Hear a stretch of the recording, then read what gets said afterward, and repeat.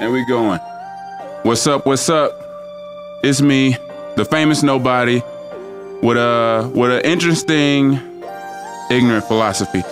My purpose for this whole thing is to rid the ignorance, shed some light on certain topics that people are too afraid to speak on. So today, I won't say their name unless they want to say their own names. I've known these two guys since I was a teenager, young adolescent out here in these streets. I've been knowing them for a long time, and I've been known their lifestyle, both of them. Even I don't know if they were out at the time, but I knew that they were gay. Now, the whole reason for this podcast is to ask the questions that I've never heard anybody ask to get answered. I want to rid the ignorance of just the petty stuff that I hear when people talk about gay people. It kind of irks my nerves because it puts me back into like a time where racism exists and people were just ignorant, just saying dumb things like don't let the niggas use the toilet because the diseases will get, like stuff like that. Like it is certain people who don't want to use the same type of tools or whatever that gay people use anyway. So without further ado, this is my ignorant philosophy of can I call it understanding the gays? Would that be? I think so. That's an appropriate title. It's two guys in here. One of them won't talk unless we like. One of them won't talk unless we like strike a nerve. So we're gonna leave him out of it. He's like a fly on the wall. He pretends to be shy, but he's really not shy ever. Never has. So all right, so we was gonna start it off with a awkward sex story, and that will kind of lead into, because I'm gonna jump in and like ask questions, and then we're gonna spin off from that. So give your own introduction of who you are if you want to. You don't have to, because what I'm asking of you is just a lot. So, I understand. I won't say my name, but I will tell my story. I consider this an awkward sex story. I mean, I would think it was awkward. Looking back at it now, I'm like, really? That's what you were giving? But my story would be, I was in high school. I had recently, started messing around with people. People meaning what? A certain individual, a certain man. Well, at that, I wouldn't even call him a man then, but he was older. So to me, he was a man. So a guy. Yes, a guy. That's perfect. What I was asking, my nigga. A guy. It was the first time that I was ever going to have sex or engage in sex. So I remember like it was yesterday. He picked me up from my uncle's house, being fast. So I snuck out of my uncle's house. You're a young thought. Looking back. You are a young hot thought. Looking back. You were prehistoric thought. You were I OG. was, but I wasn't. I was that, that sneaky one who was just trying different things. But basically, it became awkward to me because it was my first time having sex. This person had already been having sex. I knew he was sexually active with other people. But was he openly? Was he a gay? He was gay, or was he? He was bisexual. At that time, he had a girlfriend. He was portraying to be this thug, which he. Looking back now, he's completely opposite now from what he was then. Gotta get closer to the mic. From what he was then. I mean, child, you want me? I'm talking about the chair. But the real death. Whatever. So, I remember him coming over. We were outside, and next thing you know, here I am on top of this car, wondering what's going on, and like a Usher video. Exactly. Here I am. 15, 16, however old I was. You was 13. I was not 13. I was older. It wasn't that old, but I was older. But it became awkward because anybody who engages in homosexual sex or gay sex, you know that there are certain things that you need. Or anal sex.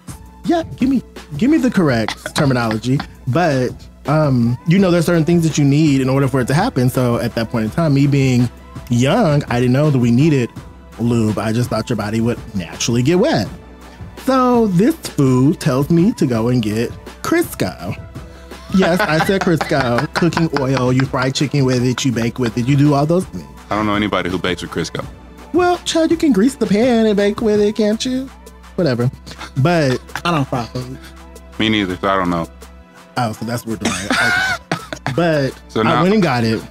That's you don't fry no food because all the Crisco gone because he used it. It worked. Slip and slide fine. It slid right in. And here we are. Like the water slide. Baby, you want it, I got it. It's dripping like water. But yeah, so I mean that's the only awkward sex story I can think of for me personally, because in our world, like I was telling you earlier, what technically is awkward to you guys It's just normal. is Yeah. the normal for us. Right. I mean, because we have our limits, but our limits are so far from what your limits And we would also be. have to improvise as well. You make it work. You just gotta make it do what it do. You do, but I mean, I think that's my only awkward sex story. Do I regret it? No. I mean, it's a. I mean, like when it's you an use icebreaker. Crisco, like did it like burn your butt? No, it did not burn my butt. Like No, it did not burn. This person It's was, kind of like baby oil. So to a sense, it was kind of like so baby it oil. wouldn't burn. It didn't burn. Looking back now, I see all the reasons why I shouldn't have did it. But back then, I'm like, why not? I mean, YOLO. you older, I'm younger. You know what you're doing, but Or you let him take the lead. exactly because I mean, naturally being a bottom, which I am, you Okay, now before you even go into that, I know what a top and a bottom is. So you have to explain because I'm imagining that I want to envision that I'm talking to an audience who don't know anything about. So you got to explain what a top and what a bottom is. well, And I got a question on top of that too that I saw on Twitter that I'm gonna ask too. okay, that's fine. Well, there's actually three. There's a top, who is normally the more dominant one, who is strictly the one doing the penetrating. And then there's the bottom, who of course is the one receiving, or the one who to society is supposed to be more submissive. And then you have the confused girls, the versatile girls. And I'm sure the gays are probably shaking their head and Who going, like all oh, of the above. hello, they like all of the above, where whatever they feel at that Just moment greedy. is what they do. Come on, greedy. I call them confused. I call them flip-floppers. But it's out there and it's becoming the norm for people to be more versed. But those are the three. Right. Top, verse, and bottom. All right. So I was on Twitter today and somebody said, okay, if you're a bottom and your dick is bigger than the top, do you switch? No. Oh, No. 'Cause I would say no, but I've it's met- different strokes for different folks. So and that's where you go to the confused girls who don't know what they want. right. Who they look at things like that. But if you are a strict bottom, you're not doing it to them. There's no There's no way to, I'm not doing it. Period. Right. Point blank. I mean, I have in the past on drunk nights right. where On drunk nights. No, because I will say this: when I get drunk, I become a different person. I Right. become more aggressive. I'm Right. not as flamboyant. Like my masculine mannerisms come out out of nowhere, and then I do want to be a top, but naturally I am. a strict bottom. Okay.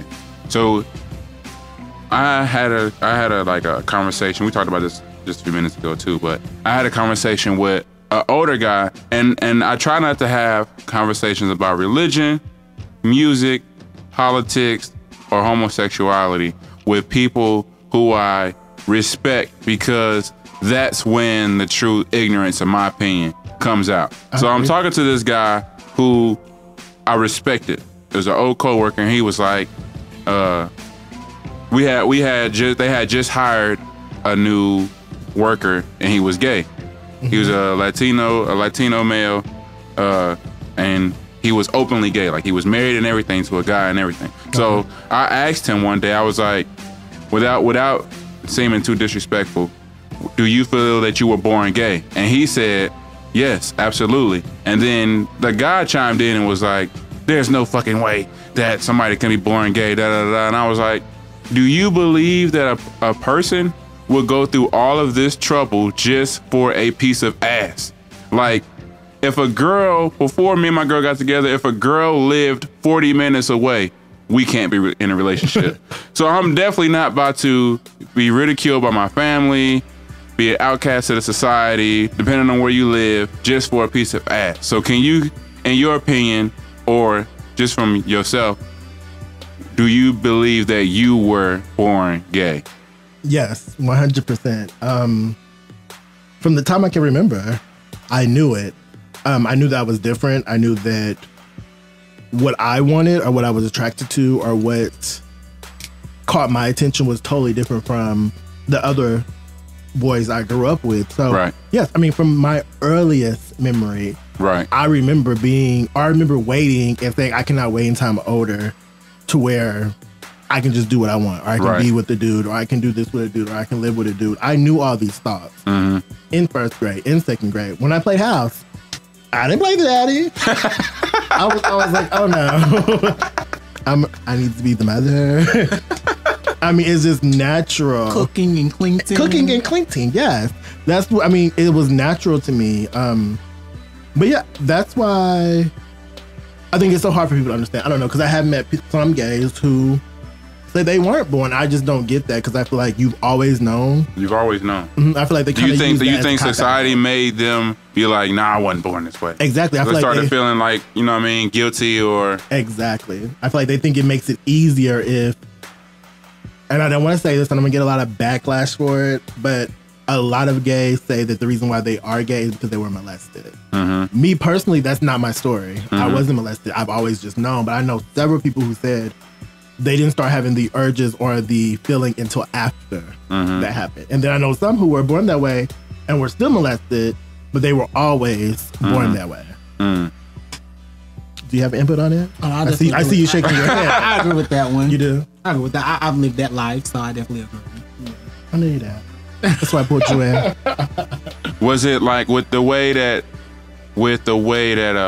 people view it, whether it be a family, whether it be society, whether it be people who are around you that you may deem as your friends, was it hard for you to like accept that you were different from everybody else, and not just in the terms of being different? Was it hard to like accept it because you knew what would happen? You knew the possibilities of what could happen if you were to be like, hey, world, I'm gay. I want to say that me and my friends, we were the lucky ones. Growing up, now looking back, we all knew that we were gay. We were never scared of what people would say or what they would do to us because we all had very strong personalities. I was one of the ones who I had a girlfriend all through middle school, going into high school. And once I got to high school, something just clicked to me like, this is me, take it or leave it. And then when you get in high school and you realize that you're not alone, because all growing up, you really think that you're alone, so you don't express it. And then when you realize that you have a whole crew full of gays, and if you mob together in a group, nobody will ever bother you. I feel like because of the people that I met in high school, that's why I was so comfortable. Right. Because nobody would bother us. And when they did, it would be 6 other people behind me that all felt like, what's up? Like a gang. Several times, I almost smacked the bitch with a brush because she tried it. Right. And I almost got dragged out of school, but it happens. But I feel like having those friendships and having people who understood what you were going through made it easier. I think one of the craziest things, I don't mean to cut you off, one of the craziest things for me was like, yes, in school, I seen gay people like in groups. And I'm gonna call them a gang. A gang of gays. Come on, gay. A gang of gays. But when I moved to Atlanta, right after high school, it wasn't just a gang of gays. It was a city. It was a city of gays. Like, it was like more gay guys than it is straight. And then then it's like down low guys who you don't know is gay, and then they in the back, or they acting as if they don't like seeing gay guys, and then they be the main ones, like the main ones in your inbox. So it's kind of like, I saw, like, I was like, what the fuck? And it's like, but it's like really like flamboyant ones, like high pitched voices. They range, like you can't tell. And that's the thing, like when it's like when you're straight, if you're a straight guy, there's like variations of straight guys. You got the metrosexual gay guys, you got the the mechanic looking straight guys, and you got the jocks, and you have all of these. But when it comes to gay men, people aren't as aren't as open about there being a wide ass range of. They just want it, nigga. You like guys? Y'all all supposed to dress the same. Y'all supposed to talk the same. Y'all supposed to walk the same. And it's not at all. It's not that simple. Not at all. I never really understood. Like that always bothered me. Like, just let them be. You know what I mean? Like, just let everybody do their own thing. Like, why are you so? Like, how? Like, all right, for me, like as a gay man, how do you feel about them having like a ban on marriage? Like, how can you be like, nah, y'all can't get married? Me personally, it bothers me because I am that gay that wants to have that. I mean, right. Who doesn't want to grow up and that's what you think about, being married or, committing your life to one other person for the rest of your life. I think it's sad to say, but it comes apart with being gay. Mm-hmm. You just know that there are certain things that you can't do. Society's not going to let you do. Right. And even though things are slowly changing, right. Even if you were to get married, then you got to deal with who's going to come to the wedding because it is a gay wedding. Right. Or do you even want to have one and put everybody through that stress? But I'm one of the gays where it does bother me. But I have several gay friends who, I don't want to say they've been brainwashed, but society has taught them that you don't deserve to be married. Right. Because of a book, a religious book that says whatever. Right. But it is what it is at this point. I mean, hopefully I'll get married. Did you ever, were you always out or did you come out at a certain age? I was that gay where I was out, but because of my tongue and how quick I would respond to people, no one ever asked me. They kind of just assumed. Right. And then I start putting it in people's faces. Right. The only person I've ever come out to was my mother. Right. And she thought I was lying. She told me that I was just doing it to hurt her feelings. But no, anybody else, I've never felt the need to come out. Like, I've just always been me. And right. They knew or they didn't. How's your relationship with your mom now? That's my Judy. That's like my best friend now. But when before I told her, we were very close. Right. When I first told her, it took her a while to accept it. It took her a while because of what I did. She went to work one day. While she was at work, I moved out with the person I was in a relationship with. So that messed her up. That broke her heart. Yeah, it fucked her up in the head. Up. You ain't shit. Whatever. She told me over my dead body, so I was like, okay, girl. Peace out. Good morning. See you later. And the person sitting next to me, you're just as guilty because you helped me pack up and move. And you helped me pack up and move my situation too. Because your mother was there. That's different. She was standing at the door. But now everybody loves my mother. She loves all the gays.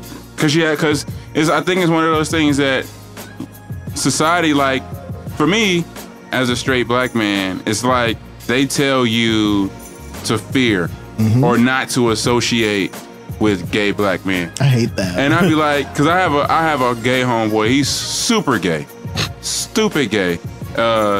His rap name is Lucifuck or Big Mama. Look him up. He talented. He's stupid talented, but he's super gay. And like we'll be talking because he used to do graphic work for me, and we'd be talking. He'd be like, "You should let me suck your dick." What? But he would say it jokingly, but I know in my mind like it's like a trophy for him. And I'm like, if you don't shut up, I'm gonna fuck you up. So it's a trophy for him to get you, or I've heard that it's a trophy for a gay guy to suck a straight guy's penis or whatever. These are all rumors. Yeah, these are all rumors that I've heard, and that's why I invited y'all over to drink all my liquor and ask y'all these questions. No, wait a minute. Because I came with my own liquor. We did come with our own. We came with our own. But I think that's the biggest misconception. We were talking about this on the car. We were. Like, we don't all want straight men. We don't go seeking them. That too. Because me personally, over the last couple of years since I've been out of my relationship, everybody that I have met has been quote unquote straight or has had a girlfriend or has lived with their girlfriend and had kids. But these aren't the people that I'm purposely seeking. I would love They're approaching you. They are approaching me constantly. And I feel like as it becomes the norm, they find ways to reach out to that person who they know is out. That person who they know they probably can say that they're on the down low, they're curious.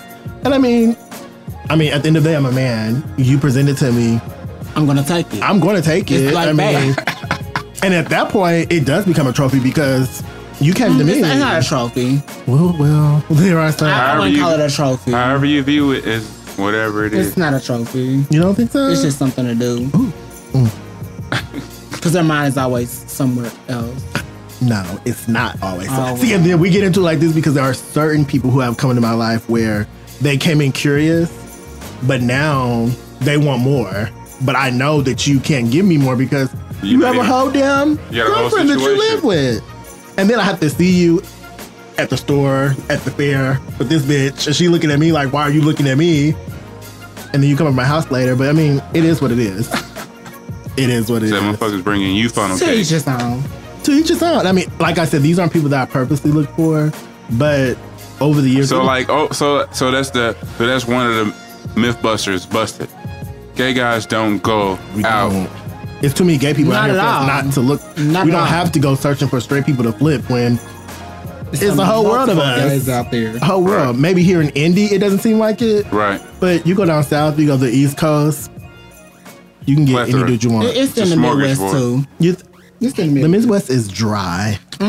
Since I lived in the South and came back to the Midwest, and it's the same. Midwest gives it too. But you live in the South. I did. I said where? I just did. You just lived in the South. Down there. South. Down there.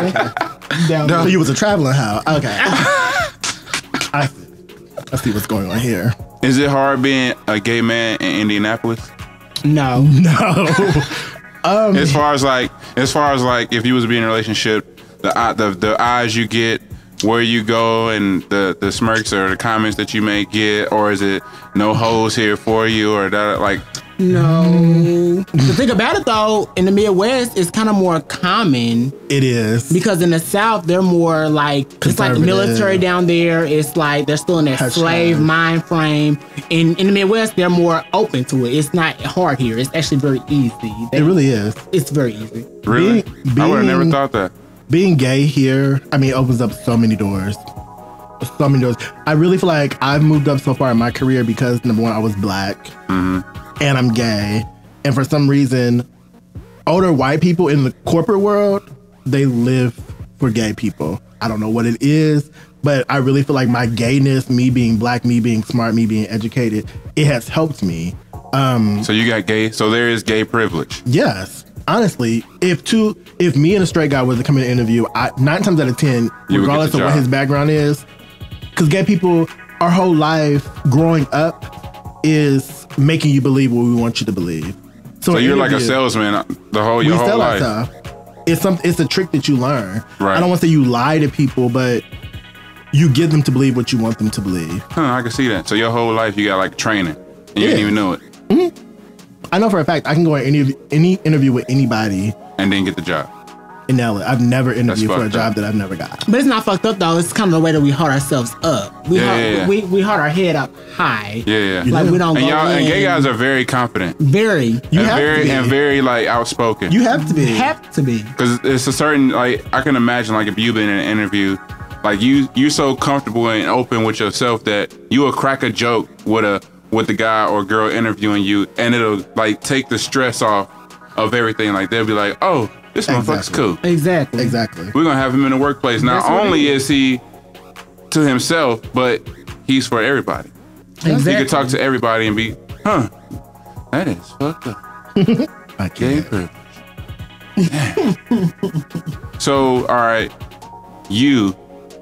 I have to pinpoint me at me. Oh, this is my bad. I'm sorry. So, when was the first time you slept with a straight man? Maybe.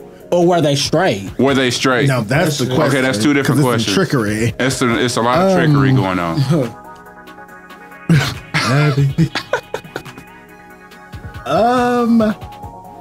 You had a recent situation. He said the first time. They're not married recent. now. Oh, you're gonna go there? That's not the recent one, but I mean that's not the first one. But my first one probably would have been. Oh, this is. I hope nobody's listening that knows me in my relationship. But I was in a relationship and I worked in the city for a firm, and I would meet people just coming and going downtown. And I met a straight guy that way, and things happen. Security. And things. Why do you remember everybody's nickname? The security guard. Yeah, the security guard. He was a security guard at the building I worked in, and when you have that confidence of being gay, I really feel like it's something that they look at and like they not prey on it, but it makes them want it more. So that was my first experience. Yeah, I was like 20, and ever since then it was just like, oh, well, this is different. It's like a taboo. No, it's just an inexperienced gay person who doesn't really know what they're doing. But I warn people though. I tell people before they do it or before they experience it the first time, if you experience this, you will keep coming back. It's like a drug. You are constantly looking for that first experience. Like once you go black, you don't go back. So once you go gay, you never go back straight? We don't say that. We don't say that. I mean, you could pretend because there's several pretenders out there in the churches and things, but yeah, that's a whole nother story. I went there, baby. That's a whole nother story. Wasn't you just at the fair on Sunday? You were there too. You would have thought it was last day. You would have thought it was gay pride. In Atlanta, baby. They gave you a gospel concert though. They brought the Lord into it. Damn. But yeah, it was an experience. See, that's what makes me like shitty, because here I am. I'm cool with, you know what I mean, having gay guys as friends. Cause niggas would be cool to have like a lesbian homegirl and be around a circle with smoke weeder. And I'm like, why not have a gay guy? Cause they know more bitches than a yeah. So why not even? And we only know bad. Like bitches. Even in high school, I knew that. Bad bitches. We don't fuck with ugly bitches. Bad. Like that's what in high school I was like, I need to be cool with him. Because this nigga know all of the bitches that I liked in high school hung out with you. Yes, I had a whole team. All of them. And I still do. And I'm like, damn. I would. And I would tell people that in high school. And I feel like that's another reason why in high school people didn't try me or fuck with me because I was you gay. Knew all the chicks and you never ruin their chances. Yeah, I would. And I would do shit on purpose to do it. But it is what it is. You petty. A little bit. I can be very petty. Dang, that's crazy. The situation that... You're drunk now? I'm not drunk. You know if I was drunk, I would start slurring, and I'm not slurring. But the situation that he was talking about was I had been dating somebody for almost a year. I might even told you this before we had this meeting. We were dating strong. I mean, strong. The first person outside of second person outside of my long relationship that I actually took serious. A lot of late nights. It was a lot of late night. He worked third shift, so he would come over at 3. We wouldn't do that every time, but he would come over at 3. But anyway, he was straight, quote unquote. I didn't find this out until a situation occurred. All right. Oh no, you're talking about something totally different. I forgot I told you so much of my business. But this particular guy, in my mind, he was gay. I was seeing him at gay clubs. We would go out to dinner. This is here. Yeah, this was recent. They got gay clubs here? Very much so. Yes, very much. Hell, the straight clubs are gay clubs. What are you talking? What are you talking about? Into that, baby. You talking about the Vogue? The Vogue gay club? Sweet 38 at this point. Sweet 38 on Sunday nights. For real? Get your yeah. LGBT. Actually, they have it on Friday night. It's not bikini boxing anymore. It's fight night on Friday. Mm-hmm. I have gay fight night. LGBT. I don't like that. I don't like that phrase. No, I don't like that phrase. You don't like that? No, bitch, you get me away from my story. You don't like the acronym. Anyway, to make a long story short, he said that he was gay. We were dating for like a year. Right. He came over on a Friday night like he normally would do. Spent the night, left at 6 a.m. Mind you, at this point, I had fallen for this person. The next morning, I woke up. He was gone. I don't need you. I don't need you. I don't need. But I went bike riding, and I got on Instagram. He followed me on Instagram. I clicked on his page. This bitch got married on a carriage downtown. To a whole woman. Like left my house at 6 a.m. to go get married. Had a wedding that Saturday. So you know me, I'm not shady. I double tapped the picture on Instagram and liked it. And then I said congratulations. And then I texted him and said congratulations.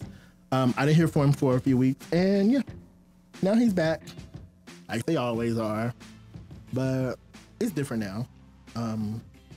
We're not together, but he claims the only reason he did it was to keep her here because they're both from.